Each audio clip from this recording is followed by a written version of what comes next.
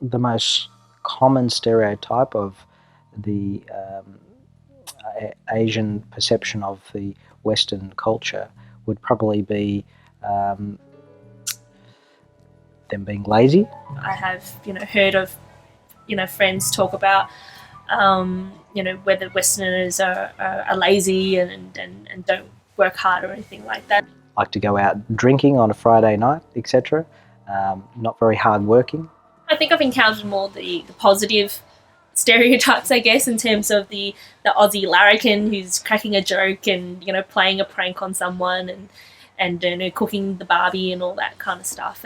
And if anything, I'm seeing more of those kind of qualities in in Asian men that have grown up in Melbourne. They've taken on what is seen as sort of those typical Australian characteristics. I'd always been told Asians were very studious and very hard-working. There are stereotypes about Chinese people being workaholic and just knowing work and do not know how to enjoy life. I think that's true in some extent.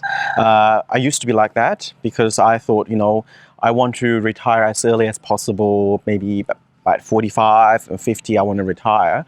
So that's I've tried to earn as much as possible. But what I found is that life doesn't work like that.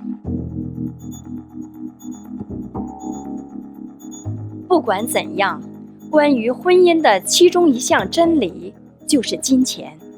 更不用说现在是婚前协议的年代，所有新的夫妇都有责任明确他们对金钱的态度。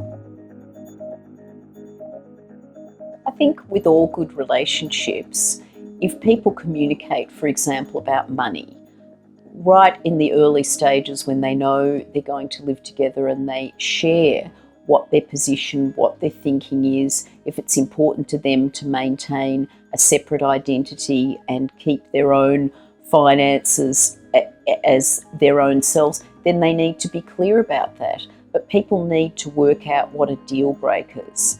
And if there's a deal breaker that is there and it's not dealt with, it's going to end up causing a crack in the relationship. 围绕着中西婚姻的流行传说之一，就是亚洲女性是为金钱而嫁。If they typically might come from a more third world area, then sometimes there can be some stereotype that the woman wants to be looked after and the white man to provide. But if we're looking at relationships where the financial status of the Caucasian Asian families are on a par, then that is typically not such a problem. We have a business Asian promise, which my husband and I run together for 11 years. From our observation, there are people, they use this away for passport. I have, but there are not many. The majority of the ladies from our website, they looking a foreign husband because they cannot find love in China. In terms of money as well, it's also very, very equal. We're both put into the mortgage. It's not like, oh, you earn more money, so you put more in and I earn less money, and or whatever, whatever the case may be. So we try to keep things pretty fair. I think for Chinese people, we think that if two people get married, they should be sharing the finances and sharing the money that people earn. But you do have say, don't you? I do have say. Of course I do have say when we go shopping and all that. But generally, he's the manager in the department. Yeah, I'm very easy with that, actually. He's a good money keeper. Yeah. He can grow the money and he can keep the money as well, which is really good. If I was in the control, probably I would spend it all. Yeah. 因为家里所有东西都需要支出，对工作和事业的态度同样会影响到婚姻，特别是当文化期望介入其中。The stereotype wasn't correct, basically, that the Westerners seems to be lazier. But I think they more enjoy life than Chinese people. And the Chinese people tend to be workaholic and they don't know how to enjoy life.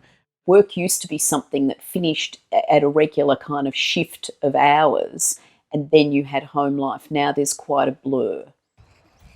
对 Jason 来说，他为工作和赚钱的投入远远超过他当初的指望。I was so concentrating in my work and trying to earn money as much as possible, hoping to retire early, but I neglect the relationship so much so. What I found is that I took her for granted. I expect her to do this and this and that. I become very demanding. Also, I become very controlling as well, just because my mind was occupied by something else. Just drifted away, didn't see the picture, and relationship wasn't on the priority list for me. 幸运的是 ，Jason 和 Masala 还有选择。As a result, we planned for the second child to spice up the life a little bit. I think that's a good result, I think. I think marriage is marriage. Doesn't matter if you're marrying somebody within your culture or marry somebody outside your culture. There's still a lot of difficulty, hurdles to maintain a relationship. You have to really working on the relationship day after day after day. You cannot ignore the relationship for a period of time and hoping that we'll go the right direction, because people will grow apart.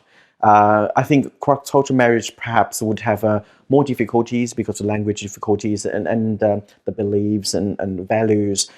So that make me more determined to work on the relationship. People are very different.